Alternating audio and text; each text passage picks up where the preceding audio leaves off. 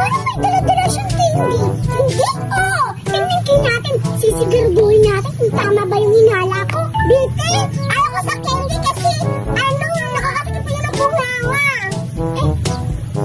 Beauty, kami alaman, hindi na ba yung bunganga ko? Baka, kung bumuyo sa ilong mo, nalalata. Hindi.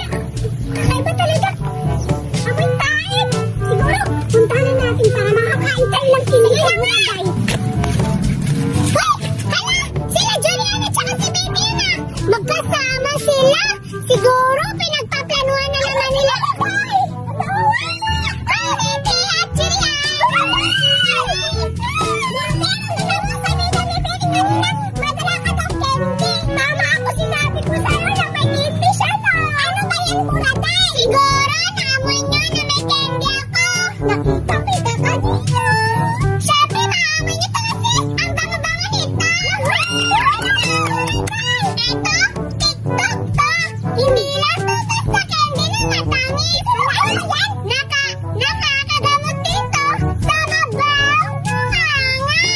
Ang mabaho nga, kailangan mo ng candy. Ilan na ba kayo bunganga ko? Oo rin. Talaga ba? Bibigyan ko na lang kayo. Ano ibig sabihin mo?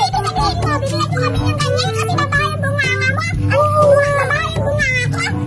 Grabe ka naman, Buraday! Hala, tama nga naman si Julian. Na mabaho pala yung bunganga namin. Kaya bigyan mo kami niya? Oo nga, ang sama-sama mo naman. Huwag mo na lang kami bigyan yan.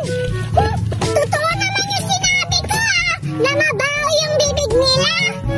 Kaya, bibigyan ko sila nito. Bakit pala ako pa yung napasama? Habulin ko na lang sila para mabigyan ko sila ng ganito. Hi, Julian at Betty! Bigyan ka na dito. Nandito ako para mag-sorry sa inyo. Ayaw ko, hindi ako matatawag kayo. Ako yan. Ano sa tingin niya? Basta-basta lang ako magtatanggap ng sorry niya. Tama. Uy, sorry na nga, Betty at Julian. Hindi ko naman tinutuyo na saktan kayo. Tinutuyo? Sinadya mo. Oo nga. Hindi naman eh. Gusto ko friends lang tayo lagi. Sige, kung friends ka tayo. Friends na tayo makatikim sa candy-candy niya. Tama ka nga. Kunin natin ang candy. Bingi, anong plano niyo?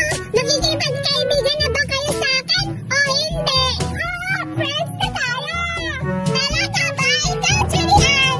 Oo, friends na lang tayo kasi sabi ni Betty, bigyan daw kami ng ganyan na candy-candy mo. Hala! Sige, friends na tayo. Hindi na tayo